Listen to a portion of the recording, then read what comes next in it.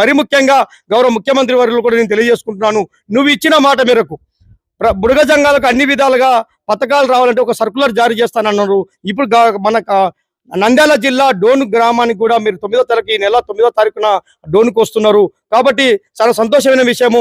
మీరు కర్నూలు జిల్లాలో ఏదైతే హామీ ఇచ్చారో బుడగ జంగాలకు ఆ హామీని నెరవేర్చే విధంగా తక్షణమే ఇక్కడనే ఒక సర్కులర్ జారీ అయ్యే విధంగా బహిరంగంగా రైతు సదస్సులోనే ఏర్పాటు చేయాలని చెప్పి మేము కోరుకుంటున్నాం. ఆ రోజే తమరు ఇచ్చిన మాట మేరకు నెరవేర్చినట్టుగా బుడగ జంగాలకు న్యాయం చేసిన వాడిగా ఉంటామని తెలియజేసుకుంటారు.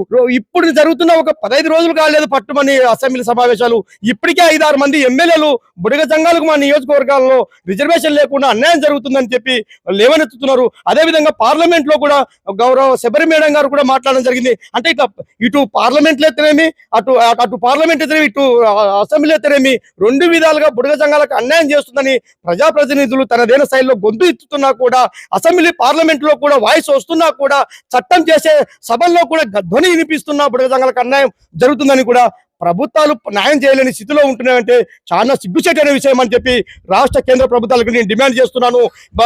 ఆ ప్రభుత్వాలకు హెచ్చరిస్తున్నాను, దయచేసి పాలకుల యొక్క పరిపాలన అంటే అసెంబ్లీ పార్లమెంట్ యొక్క గౌరవాన్ని కాపాడండి. దయచేసి వాళ్ళు రాజకీయ నాయకులు ప్రజాప్రతినిధులు మాట్లాడే మాటలకు విలువని కాపాడండి. దయచేసి మీ కూటమి ప్రభుత్వం ఎత్తరేమి, ఇటు కేంద్రంలో ఎత్తరేమి, ఇటు రాష్ట్రంలో ఎత్తరేమి బేడ బుడగ జంగాలకు రిజర్వేషన్ సమస్య పరిష్కరించాలని చెప్పి ఈ సందర్భంగా నేను తెలియజేస్తున్నాను. లేకపోతే సీఎం గారు ఇచ్చిన మాట మేరకు నెరవేరకపోతే మీ మోటి తలబెట్టుకున్నటువంటి చావోరేవో కార్యక్రమం మా యువత, మహిళలు, కుల పెద్దలు, కులస్తుల ఆధ్వర్యంలో అమరావతి అమరావతి కార్యక్రమం ఒకటి ఖచ్చితంగా ఈ రోజుకు వాయిదా వేసుకో ఉండొచ్చు, కానీ మేము కానీ తలబెట్టుకున్నప్పుడు అక్కడ జరగని సంఘటన జరుగుతుంది. ప్రభుత్వమే బాధ్యత వహించాల్సింది ఉంటుంది.